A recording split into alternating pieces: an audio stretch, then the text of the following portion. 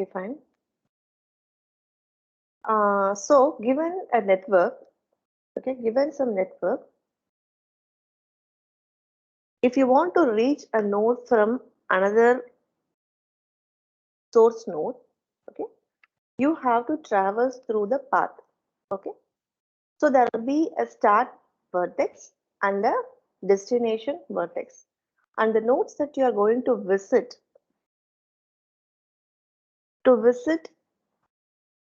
the source, from the source to the destination, that is called as a path. Okay. The next thing is uh, uh, geodesic distance. That is another um, metric that is called as geodesic distance. Okay. So if you're going to connect a source, okay, you're going to connect a source A and C. Okay, I can say the geodesic distance can be identified to start from A to reach C. What are all the path which is available? I can go through this path A to B, B to C. The length is 2. I can go to A to E, E to B, and B to C. The path length is 3. I can even further go to F, E, B, C. So obviously 4. So what is geodesic distance? Okay. So geodesic distance is going to be the distance, okay, in which the destination can be attained in the shortest path. This is the length of the paths has to be identified. This is the length 1, this is length 2, this is length 3. Out of these 3 distances, which is the shortest path? So this is the shortest path through which I can reach C from A. Okay, so the geodesic distance is going to be 2. Okay, so that is what a specialty of this network matrix. Okay, this is another metric that you have to know. Eccentricity of a vertex. The greatest geodesic distance between a given vertex V and other graph and any other graph is called as eccentricity. The greatest geodesic distance. Okay, so if you look into this example, what is the greatest geodesic distance? What is the greatest path which can connect A and C4? So this is going to be the eccentricity of a vertex. Okay, so if we look into these network analysis, network metrics, there are several metrics are available. We will say one of the metric as degree or valency or prestige. What is the degree? I think in the last lab also, even in the class also, I have told you what is degree. The number of connections a vertex do have in a given network is called as degree. So what is the degree of A? It's 3 because 1, 2, 3. What is the degree of B? Okay, 4. Sorry, 4, 1, 2, 3, 4. Okay, what is the degree of D? 2. What is the degree of E? 4. What is the degree of F? 2.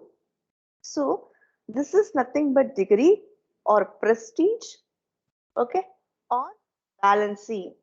But usually in social network analysis or link analysis, we will say it as degree.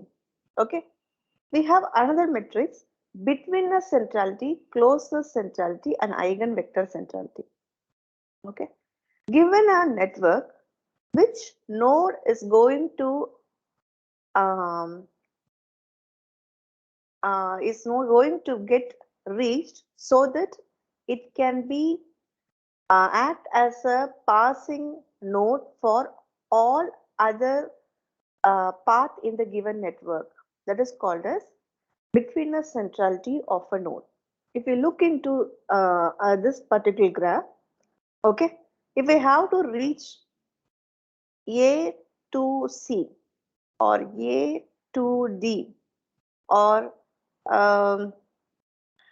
what are the other things? A to E. Okay. So if you look into this A to C, I have to reach through B. So B is having the betweenness centrality, highest betweenness centrality.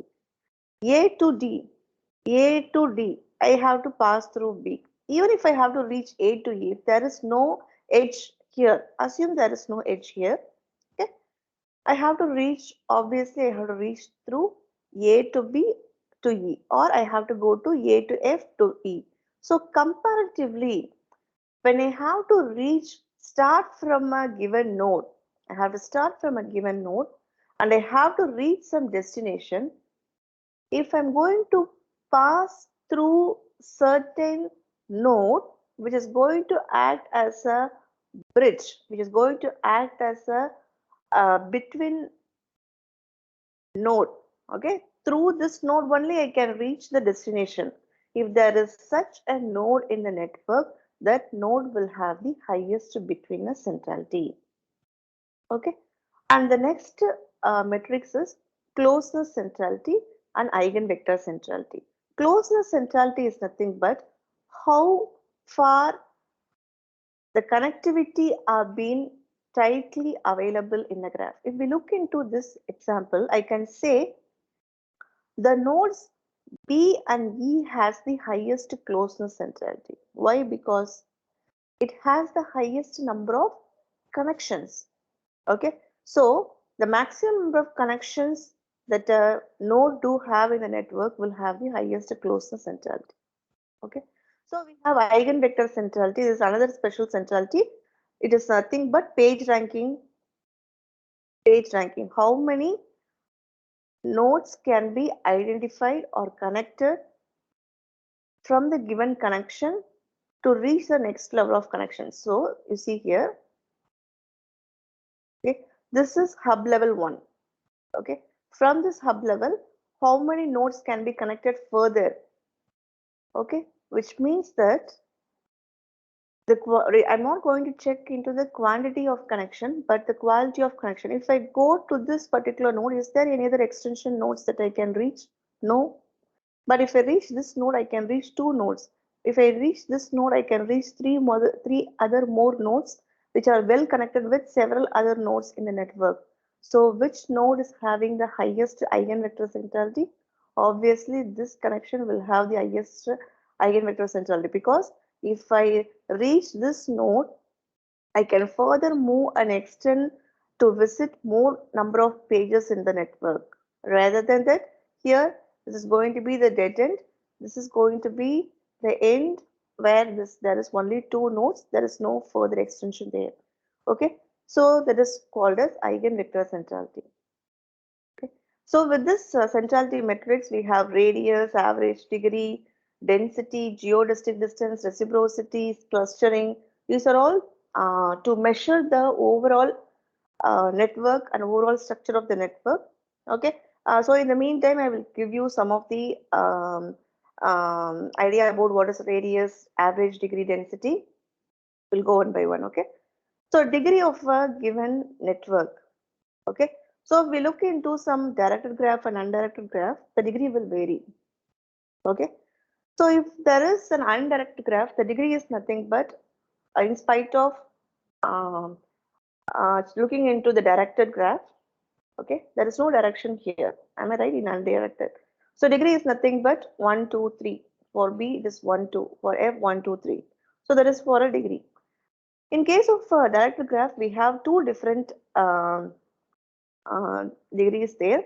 One is in degree and another is out degree. What is in degree? The number of incoming links that do exist for a given node. What is the in degree of C? The in degree of C is 2. What is the in degree of B? 1. In degree of G is 1, 2, 3. 1, 2, 3. So this is in degree. What is out degree? Okay, the number of outgoing links you have to check. What is the out degree of A? 2. Out degree of B is going to be 1. The out degree is 1.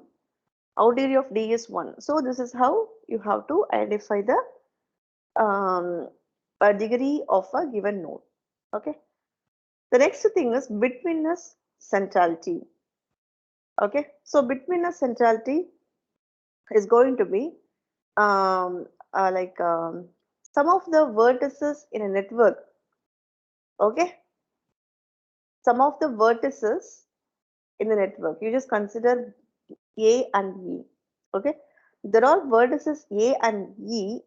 Okay, which have the highest betweenness centrality. Okay, how I can say this as a highest betweenness centrality. Okay, so these vertices and the edge, okay, and the link that two exists between A and E are going to play a critical role in the entire network structure.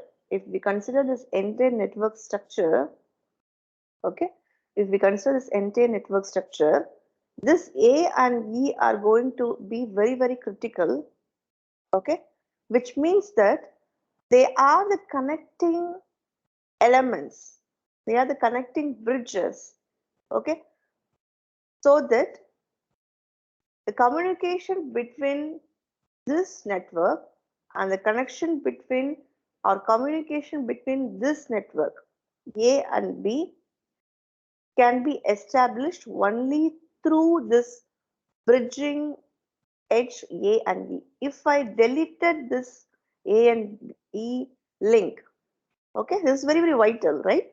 It's very, very important link. If I break this link, what will happen? The entire connection will be lost. If I have to reach A and G, okay, if I have to bridge, if I have to reach B to F, we have to reach D to H. So all these connection can be established only through A and E. Okay, so that's why this edge A and E will have the highest betweenness centrality. Okay, so it is nothing but we have a formula like this. Okay, it means the number of path that two exist between the vertices S and T divided by total number of shortest path between the vertex S and T.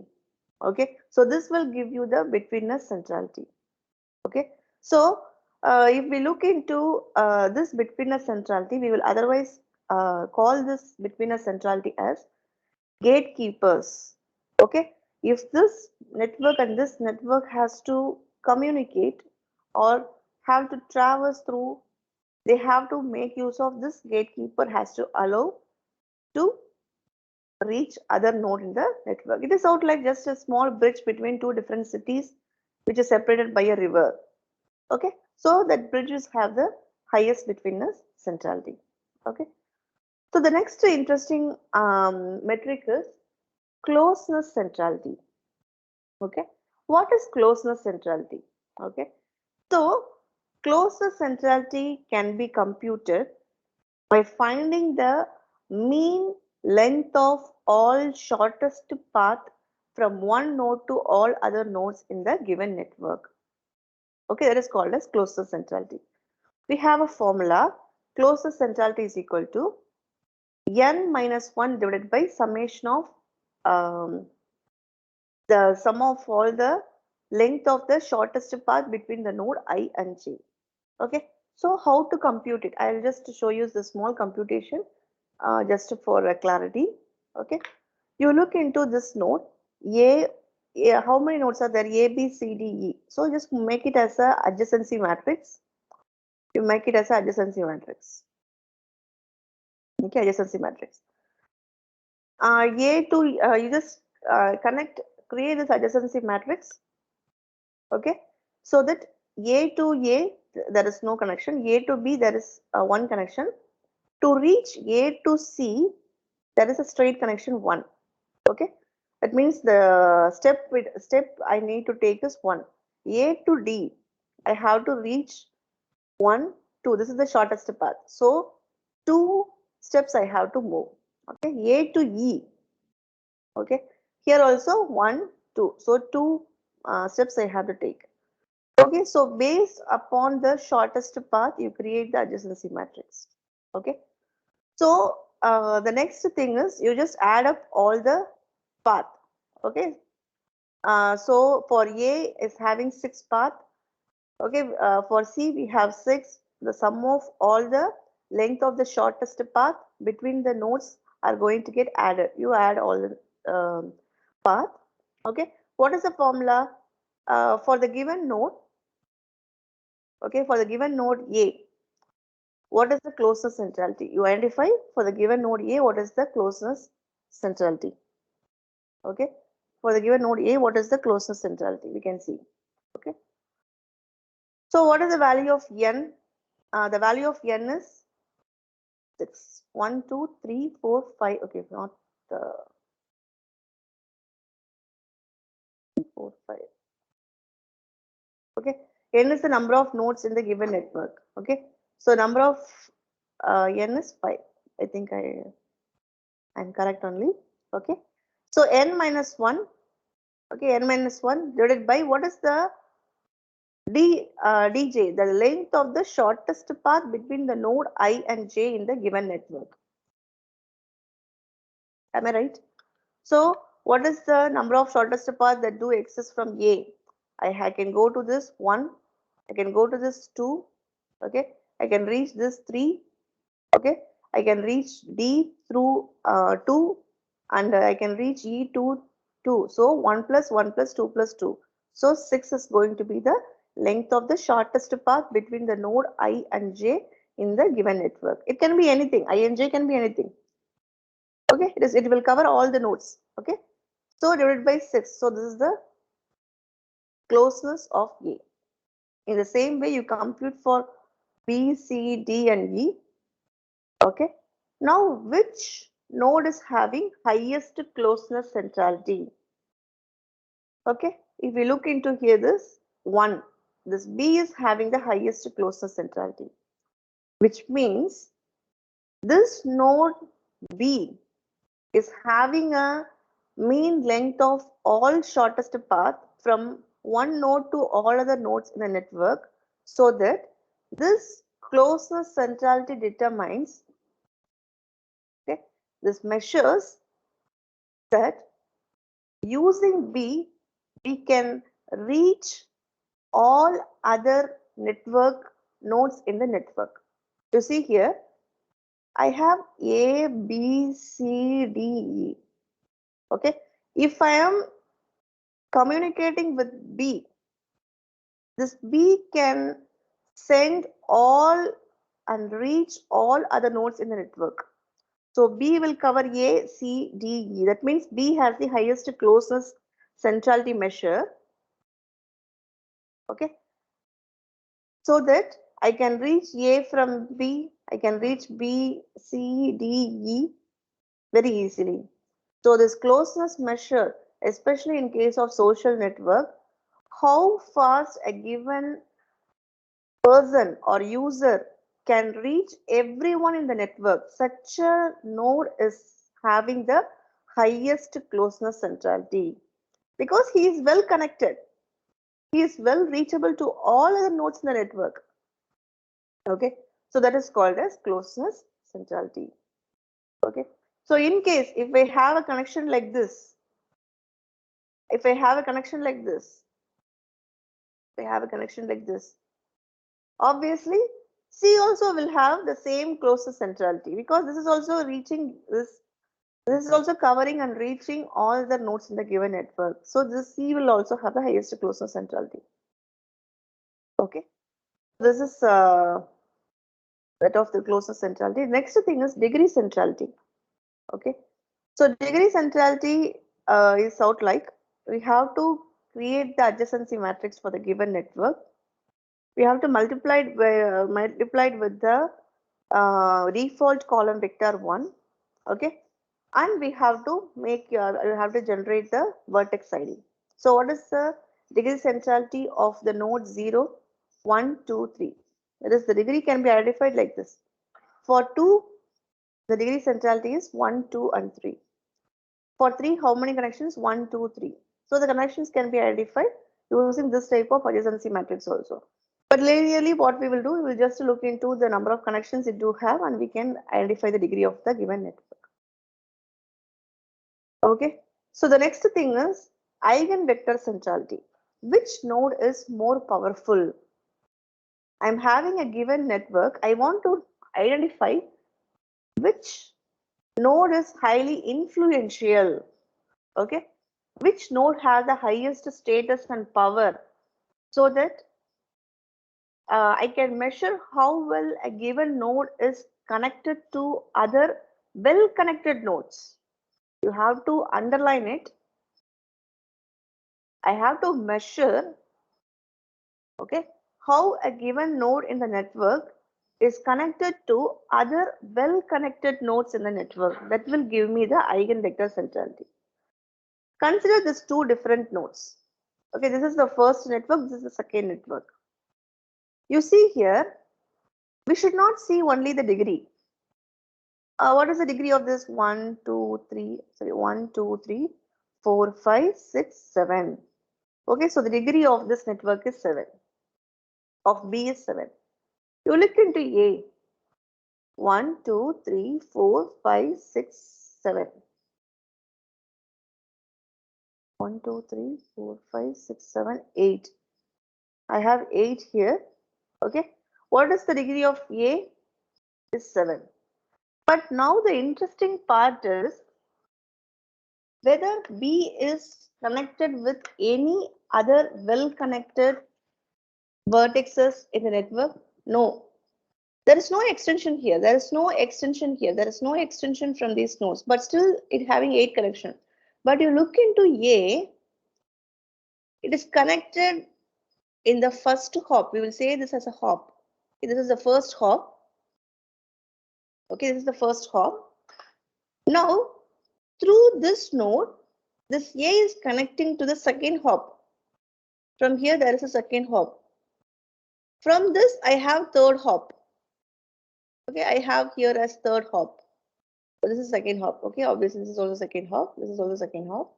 Okay, so you see here, this node A, even though this is having a maximum degree when comparing with A, this is not extended. The graph is not, furthermore, the network is not extended. It is not extended or well connected with other well connected nodes. But you see, in case of A, okay, you don't see only the quality. Sorry, you should not see only the quantity of the connection. Okay, instead you see the quality of connections it do have in the network. Okay, so obviously comparing with A and B, A will have the highest eigenvector sector, eigenvector central. This is what we will see it as page ranking algorithm in the upcoming sessions. Even in lab, we have discussed about page ranking algorithm, how a page is connected to other well connected pages that will give you the eigenvector centrality. Okay, so what is the use of this eigenvector centrality is which node in the given network has the highest power, okay, which has the highest status, highest number of neighboring nodes which are well connected. Okay, if I look into this node, this is not well connected, but still if I look into this node, this is well connected with another group of network. Am I right? So if I consider, if I compare A and B, this have 8. So if you see here 7, 7 plus, okay, this is 1, 2, 3. 3 plus, I have here 1, 2, 3 plus 3 plus, you see over here 1, 2 is there plus 2. So if I choose A instead of B, I can reach 7 plus 3, 10, 13 and 50 number of connections that I can have because it is well connected with disconnected. This particular nodes are connected with well connected nodes which can be extended. But instead of B, if you look into B, okay, these are all dead end nodes. There is no extensions. Okay, even though I have a maximum quantity of connection, you see the quality of connection is very, very poor here. I cannot extend or connect with well connected nodes through B, but instead A is giving the maximum. So this is called as eigenvector centrality. Okay, so A has the highest eigenvector centrality and B has the low eigenvector centrality. Okay. So, and then geodestic distance is some simple metrics. Okay, so we'll straightly go into the link analysis part, hubs and authorities.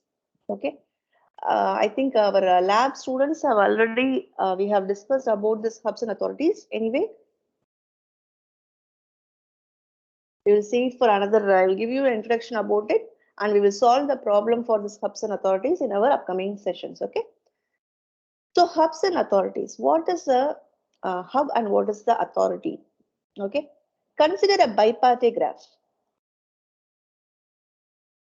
Okay, bipartite graph. That is our graph that we are going to see over here, bipartite graph. So what is a bipartite graph? This is the example of a bipartite graph. Okay. We do have some nodes in our LHS. Okay, LHS of our graph.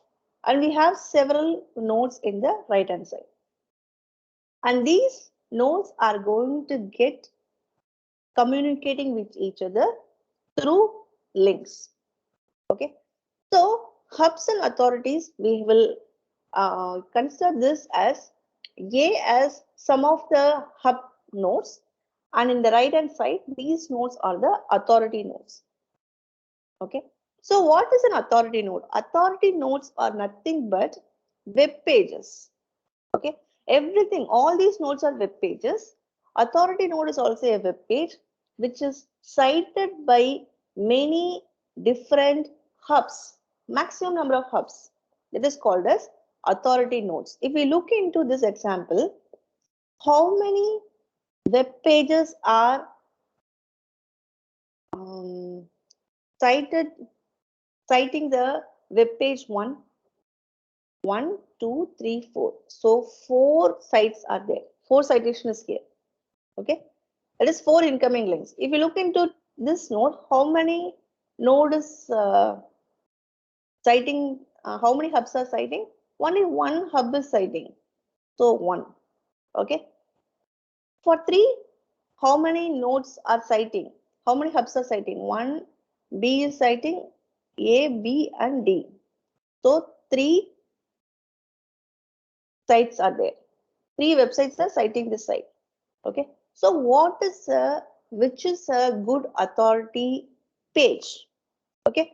A good authority page is nothing but, okay, the page, okay, the page in our RHS, okay, is said to be more reliable sources, okay, which have been identified by the hubs, which means these authority nodes are reliable sources of information about a given topic. That means it is out like trust vote, whether I can trust this page, because 4 people have given votes, so this can be trusted more. See this page, only 1 person has given the vote. See this page, 3 people have given the vote. So which page can be trusted more? Obviously, this page can be trusted more. That is called as a good authority page. A good authority page will always have a good authority score. Okay, so this will be identified by the number of incoming links. Okay, so now when we come into the reverse of it, what is a good hub page? What is a good hub page? Okay, a good hub page can be identified, okay, which is pointing to maximum number of other authority web pages. That is called as good hub. Okay, you see here how many authorities this A is pointing to? 3. Okay, B is pointing to 2. C is pointing to 1. D is pointing to 2 authorities. So what I have told you, a good hub page Okay, it's nothing but a web page that points to as many number of other authority web pages. That is called as a good hub. If you look into here, A has the highest hub score. Okay, so this is what a good hub and good authority is. If we look into this example, okay, we will study an algorithm called as HITS algorithm. That is hypertext induced topic selection algorithm, which is a link analysis algorithm which is developed by Klenberg. Okay, so we will calculate the hub score and authority score iteratively. Okay, and we will compute it. I'll tell you a small example. Okay, see here, we will first initially give the vote for all the nodes, and the next iteration we will add upon all the scores of all the web pages, and we will keep on increasing the hub score and authority score. The problem here is the hub score and authority score doesn't have a limit, but we have to normalize the hub score and authority score. Okay, for doing that we have to perform a small graph based task we have to do by using the adjacency matrix. I think we will see the continuation of this, how to normalize this hub score and authority score in our next class. Okay. I think with this we will wind up. Okay, dear students, you have any doubts or any thing to discuss? The floor is open for discussion.